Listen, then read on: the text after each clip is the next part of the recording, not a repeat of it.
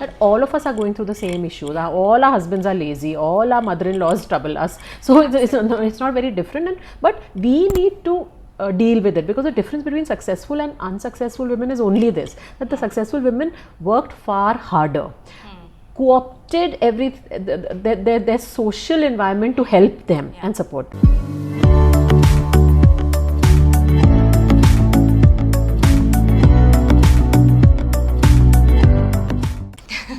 Hi Apurva. Hi. Thank you so much, first of all, giving us time for this show. I've been wanting to talk to you for a very, very long time. I've attended a couple of your, where you were speaking on stage, and of course I've read the books, both of them. And I think generally I just like, I like the way you think. I also like the way you speak on the subject, right? But before that, I wanted to ask you, you've written 2 books on the same subject. Your first was Lady, You're Not a Man, and now Lady, You're the Boss. What made you choose this subject to write on? So I think both as a woman, but more importantly as a CEO and a business leader, what was bothering me was the fact that such intelligent, smart, talented young women were entering the workforce, but by the time they're 30, in the first decade of their careers, 50% of them leave. Right. And whatever I talked to them, however much we counseled, however much an organization did to ensure that they didn't leave, the fact is that they were leaving because of social pressures, because of this whole thing that was going through their mind, that I can't balance both. So essentially the first book was written to tell these young women that, all of us have gone through the same issues. What you are going through, your sisters are going through, I have gone through, other people have gone through, and if we have been able to tackle it, why can't you? So it was more of a practical guide to encourage and empower women to stay back in the workforce. Right. So that's how this whole thing came about. Yeah. While you do this, while you talk to the women, and while the women are demanding like a level playing field, somewhere we also need to do more. As women, we need to do more. The women that you meet, the women in organizations, what is it that they need to do to get to a leadership position? So I think, let's look at a woman's journey. So as I was just mentioning, that at the entry level in any organization, the diversity ratio is around 30%. It falls to half, by the time they reach middle management level. And then it falls to 1/3 of that. So 30, 15 falls to 5, right? So there are 2 issues that one needs to sort of work on. One is the leaky pipeline at the beginning, which is where the first book that I talked about. So, how do you balance work and home? How in your mind it should not be either or, it has to be an and. And how do you sort of co-opt your family into supporting your career? And then dealing with the things that come with having a dual life, a home life and a work life, which is the guilt of leaving small children, crying at home, etc., etc. And then, that's the first thing, that women themselves need to accept and adapt and change about themselves. That all of us are going through the same issues. All our husbands are lazy, all our mother-in-laws trouble us. So it's not very different, but we need to deal with it, because the difference between successful and unsuccessful women is only this, that the successful women worked far harder, co-opted their social environment to help them and support them. So that's part one. The second part that you are asking about, the leadership, how do they grow up to the leadership role, which is where the second book comes into play, where now I'm telling women that one part was about working hard, persevering, positive mindset, and then you stayed back in the workforce. Now, do not accept a glass ceiling which is of your own making. So we talk about how there's a glass ceiling at the middle management level, etc. But on spending time with scores of women, I've discovered the glass ceiling is equally in women's minds. So 2-3 things they do. One is they minimize themselves. I think we bring up our daughters to occupy lesser space, right? ज़्यादा जोर से मत बात करो, लाल कपड़े मत पहनो, lipstick मत लगाओ, because we are trying to safeguard them. But the fact is, they grow up then to think of themselves as diminished human beings. So boys occupy a larger space, women occupy lesser space. This also, even in meetings and all, very practically, if you see meetings and all, women have a lesser share of voice because they themselves don't want to. Absolutely. I think you forget meetings, you go out. I just did a social experiment. I went to a restaurant and I was sitting there, and I could see that 50% of the people in the restaurant were women, right? And you just close your eyes and the default sound is male. All the Gyms, men are everywhere. gyms, you know, my gym also, I can hear the men. Yeah, But you don't hear the just, women. you know, slink around and yeah, Exactly, yeah, because they've been taught to yeah, occupy lesser yeah. space. So what happens in a boardroom, what happens in a meeting room, as you're very rightly saying, they come in when they're alone, when there's only a group of women, Yes. they'll be aggressive, assertive, boisterous. The moment there are men in the room, they are the ones who will sit at the back, the women will sit in the back seat, they will not open their mouth, they will not ask or volunteer information unless you prod them and push them. They will not ask for promotions, they will not ask for, they're saying I have to be 120% ready before I even go to the next role. Men, they're 50% ready and they're ready, they think they should become CEO. Yeah.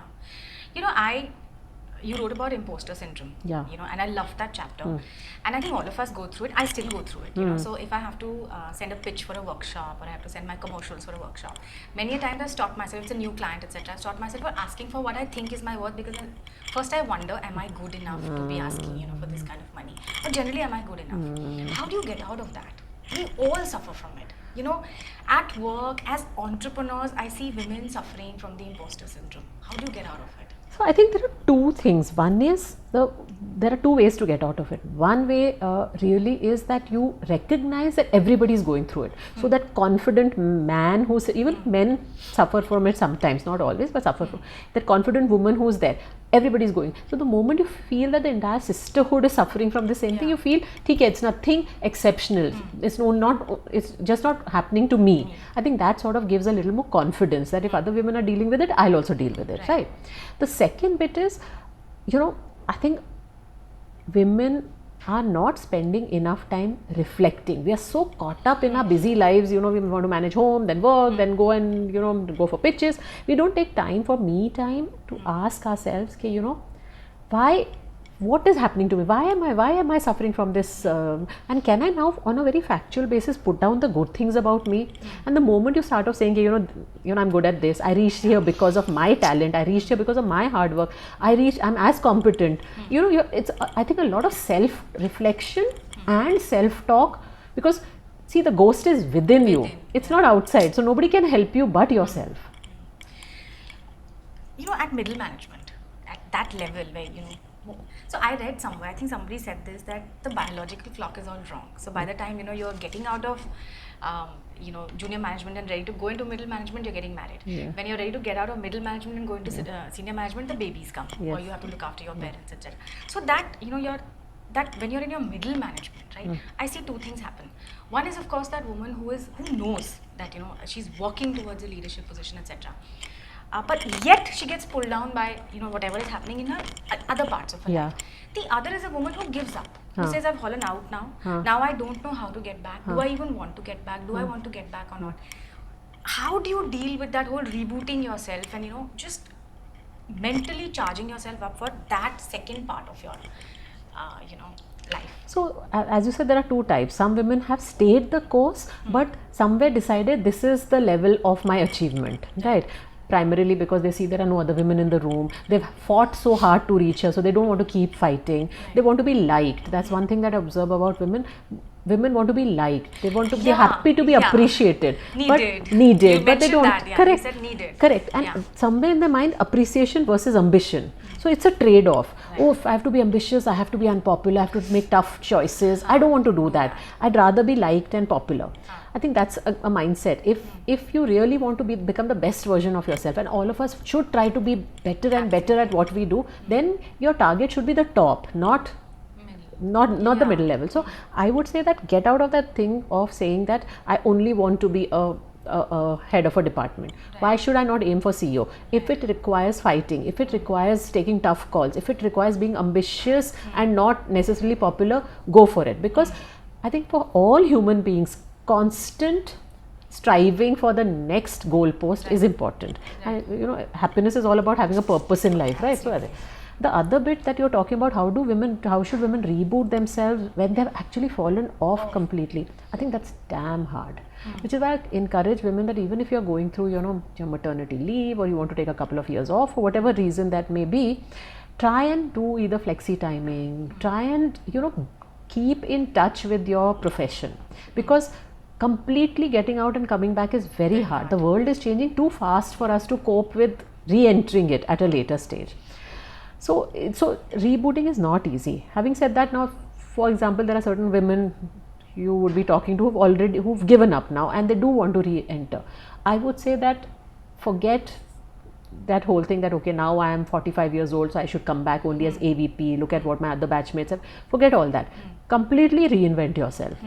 Start from saying okay, it's okay if I will go and start relearning again. I know so many smart women who have changed paths, and somebody I know who was running a market research company, and now she's become a, now she's become a, wants to become a some clinical nutritionist. So she's actually going back to school and college and studying. Why not? Yeah. So we have to get out of that baggage. Oh my God, I'm 40, I can't learn. You know, you can. You've mentioned that. I think you've dedicated a chapter which I really liked. You know, Apurva, you've written 2 books, you know, which are lovely. And I see you a lot speaking at events, and I love the way you speak. Not really. If you ever get the opportunity to listen to her at an event, please do so. She's a delight to listen to. Thank you so much. So you're visible. You know, you've made yourself visible. There are 2 books, you do workshops because this is a passion project of yours. But women don't like being visible, you know. So how do you build that, you know, how do you get out and you say, no, I'm going to talk about myself, and whether it's my achievements or it's my passion or whatever, what have you been able to do in, you know, that? So I think I was also very similar in the sense that, oh, my work will speak for myself. I should not ask. You know, all of us go to have a work will speak. I should not promote myself. Self promotion is bad. Self promotion is no, classy people don't self promote things like that. So I think all of us go through that. So suddenly you can't morph from being person A to person B, right? So you have to do it in baby steps. So some of the baby steps that I took, for example, was that you know, a lot of times I used to allow myself to be talked over. So whether I was in a board meeting or even at home, or we're going out to a restaurant and my husband's, you know, we decided what are we going to eat. So I will say I want this, but he will order whatever he thinks. And I used to say, chalo, it doesn't matter. These are 2 small things. And then it becomes almost a habit to be talked over. So I first one day took a call, no, you know, I'm not going to allow people to talk over me, whether at home or whether at the boardroom. So I'll say, listen, I'm sorry you interrupted me. I have something to say. And I make sure that I don't, you know, say I'll let it be, jane do, not worth fighting over. Make sure that I make my point. That's one thing. Second thing is, slowly by slowly, you know, in your smaller circle. So I don't have a fancy networking circle, etc. But in your smaller circle, you said something good that happened, somebody said something good about the book, so you sort of post it. Then over a period of time, it's almost like practicing and starting with baby steps, but practice, and there is nothing wrong in a nice manner promoting your good work or celebrating your successes. Women who have inspired you.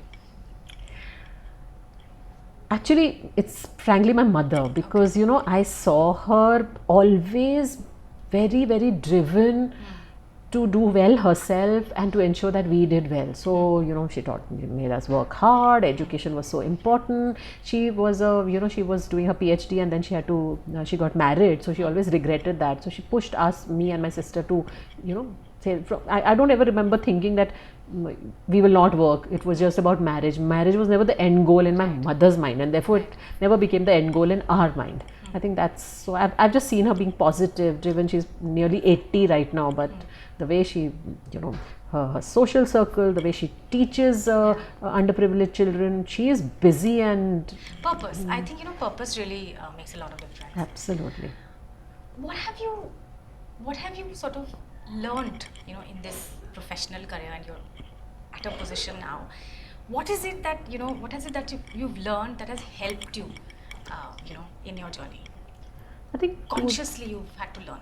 2-3 things. One is, the more authentic you are, the better it is, because you know, we all try to layer ourselves with trying to be something that we are not, and the pressures, the stresses it puts on ourselves as we grow older, because then you keep on layering. So better to be as authentic and sort of peel off all the layers. I think that reduces that angst within us of being what we are not, and all of us have strengths and weaknesses. So that's one thing. I think the other thing that I've learned consciously and implemented also is that finally, wherever you are, whether at home or at work, it's not only about you, it's about the people around you.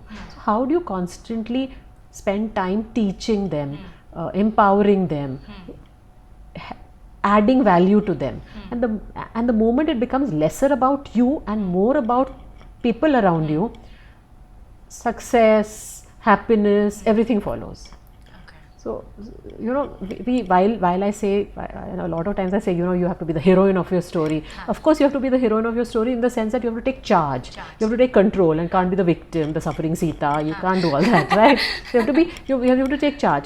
But you take charge, but you also take charge that I'm a leader, I'm a manager of my home, of my work, and I need to work with my teams.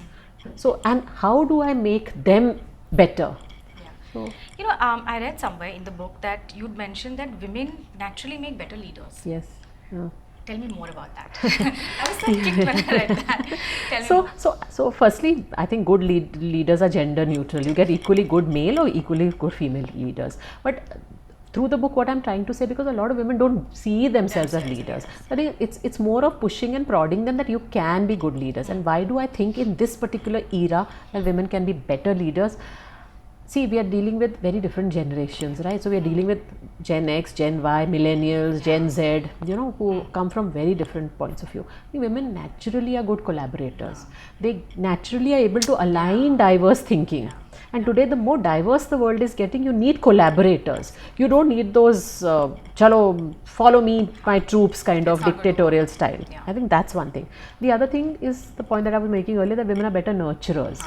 And today's millennial says that it's not about the money, not about the whether you have a ice cream in the office. It's about